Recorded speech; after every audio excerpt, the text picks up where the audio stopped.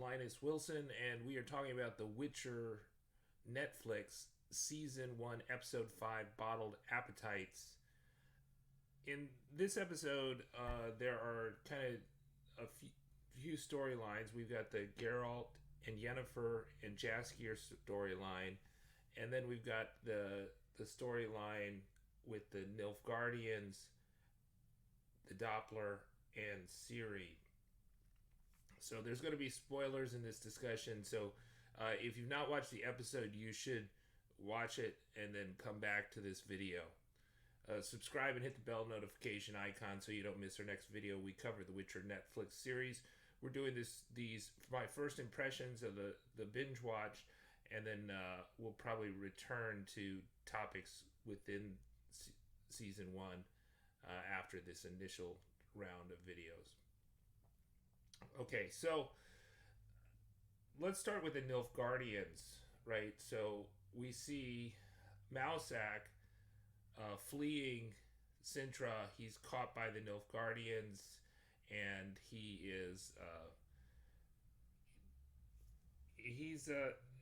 I think it really portrays the Nilfgaardians in a purely evil light, right? That Fringilla, Kay here, and the Doppler that they enlist, are kind of like pure evil in the way they're portrayed here. And they enlist this Doppler to take on Mousak's identity so they can get Ciri out of Brokilon, because they can't attack Brokilon. They can only sneak in there and convince Ciri to leave. This is a from the book perspective. This a whole Brokilon storyline is a big deviation from the books. So Brokilon is supposed to happen several years before the sack of Sintra. In the show, it's happening after the sack of Sintra, and Mousak in the books just disappears. I don't think he has another appearance in the books. He has an appearance in Witcher 3, and he helps Ciri in Witcher 3, but he does not. He's just after Sword of Destiny short story book. I don't think he has a role in The Witcher as far as I remember. But he does have a role in the Sword of Destiny story, which talks about Brokilon. In that, which happens much earlier, Geralt finds Ciri in Brokilon, talks with Aithne. Ciri decides to go with Geralt, and they kind of build their relationship there. But then Geralt, sadly, gives up his child surprise to Mousak to take care of her, and then the sack of Sintra happens sometime after that, right? The way this is going is that she goes to Brokilon after the sack of Sintra, and how do they get her out of Brokilon? Well, they have the Doppler Mousak, which is oddly not. I was going to criticize the Doppler Mousak, Adam Levy, for playing the Doppler Mousak, because I thought he should have just played it pretty straight. He should have played it like he played Mousak. That the Doppler shouldn't look evil in all the Brokilon scenes. He should just look like Mousak, because he's playing a role just like he was Mousak. But no, he looked like Dr. Evil in that, and it was actually a different actor. So Adam Levy did not play the Doppler Mousak. It was this guy named Callum Coates who played the Doppler Mousak. So I think there's a story there. I don't know why you would have a different person play the Doppler unless the original actor refused to do it. That the writing was so bad, or the directing was so bad, he didn't want to do it. Because I think Adam Levy has done a spectacular job as Mousak throughout this story, and I was disappointed when he was playing the Doppler and giving those Dr. Evil looks.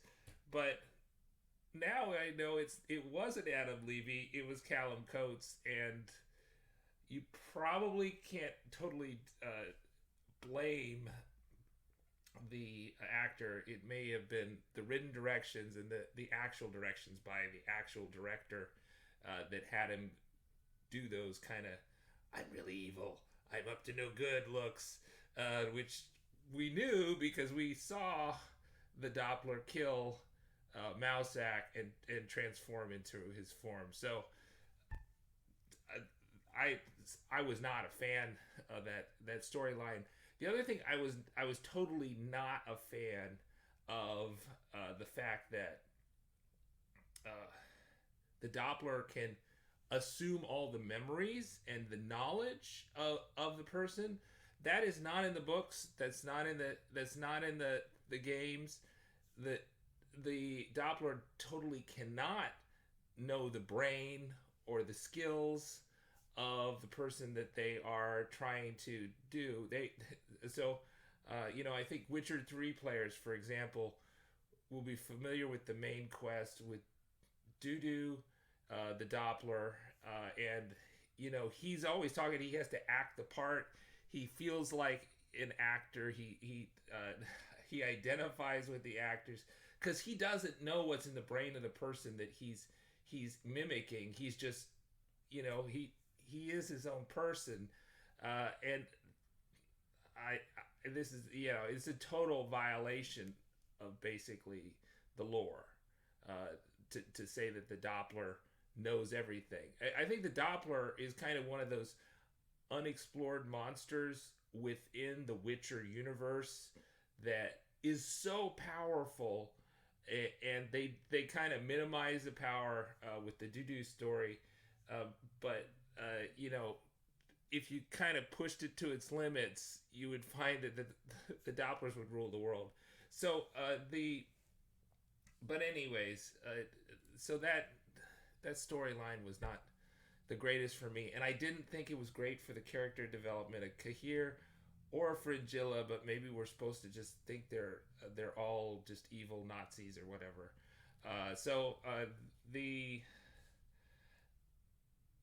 Then let's go to the Yennefer and Geralt storyline. So they start out with kind of a deviation from the Last Wish short story, right, which is in the Last Wish short story book. Jaskier and Geralt, that is the Dandelion for the English readers or the Witcher games players, Jaskier the bard and and Geralt are fishing because they're hungry, right? So Geralt was not fishing because he wanted to get a djinn, right? He was fishing because he was hungry, and they found a djinn, and then from there the story is true to life. I think the only reason they did that variation is because the Last Wish does not make any mention of Ciri, because Ciri's not born in that book, so he's not worried about Ciri, and they wanted to tie it back into Ciri, so I guess that's fine. It's not a big deal. It's certainly not the worst part of the portrayal of that story.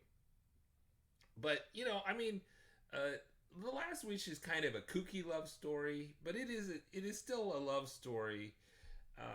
It's so I think they should have put more into the relationship building and less into the physical relationship attraction. I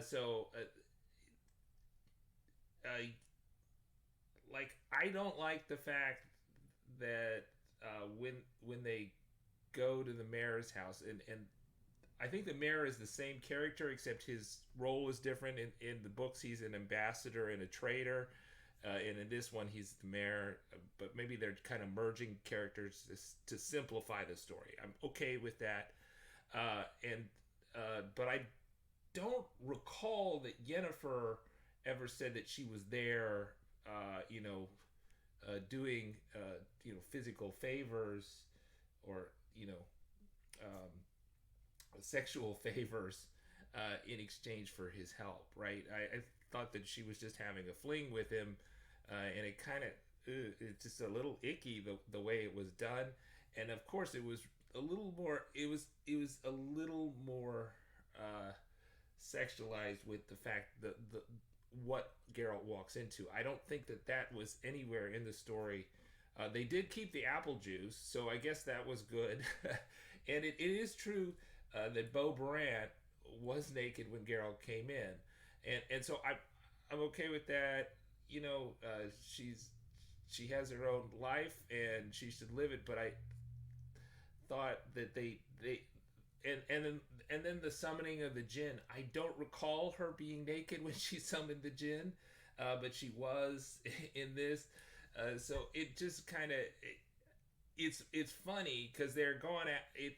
Obviously, they're expanding the women characters, trying to make them more powerful, and then they have this episode that I don't think is going to appeal to women. I'm not sure it's going to draw in a lot of men either. It's just going to make it kind of cringy that you just hope you don't watch this episode on a big screen TV, right? You want to have it on a phone or something in a locked room. So I think they could have told the story in a way that was a little less cringy, and still had a few glimpses of stuff. I think the bath scene, that's fine, but summoning the djinn with no top on, that just was, I thought it was just a little over the top. And I don't think it's going to bring in audiences, but may repel some of their audiences. So that was my take. This was not my favorite episode. This is my least favorite episode of the 5 that I've watched so far. So this is the 5th episode. But I liked how it ended. We still didn't know what he wished. I think that was something they could have made explicit. That I think maybe people that haven't read the books might not get, because it couldn't tell what he said, and he never really Geralt never really said I love her, right? He was infatuated with her when the spell was. I think they were very faithful to the story in many parts, but I think they just went over the top with Yennefer there, and showing what a beautiful woman Anya Chalotra is. But I think that the other thing was the Casaya Intervention. So that Casaya has lost all credibility with me as a person that I respect after she turned the students into the slugs. So I still can't get over that in episode 2, that half the students were turned into slugs because they failed their exams. So that's not very nice. It makes me think that she's kind of a Nazi. She's not a good person. She's a terrible person, and I wouldn't want to have anything to do with her school. And I think her school is evil after doing that. And that definitely was not in the book. So, like, when Casaya comes over and tries to be the voice of reason, I'm not sympathetic with her. I'm supposed to be sympathetic, I think, from the writer's perspective, but I think she's crazy. I think she's a mass murderer, and I just can't get past that. And that's not in the books, and I don't think that's what the writers intended when they made episode 2. But that's the net result. But maybe we should be thinking that the sorceresses are all evil, and everybody's really evil. So maybe that's what they're just trying to convey. I don't know. But when she talks about the greater good, I think, I don't know. I don't think you stand for the greater good, and definitely your school does not stand for the greater good. So that is my thoughts on episode 5. I'm hoping that episode 6, which this time, I said last time 5 was going to have the dragon, but I misspoke. I got a little confused. So 6, we're going to see the dragon. Can't wait. We'll see if it's good. All right, I'm Linus Wilson. Subscribe and hit the bell notification icon. We have a ton of videos about the Witcher 3, the other Witcher games, and tips and tricks for those games, and also about the Witcher Netflix series. Bye-bye.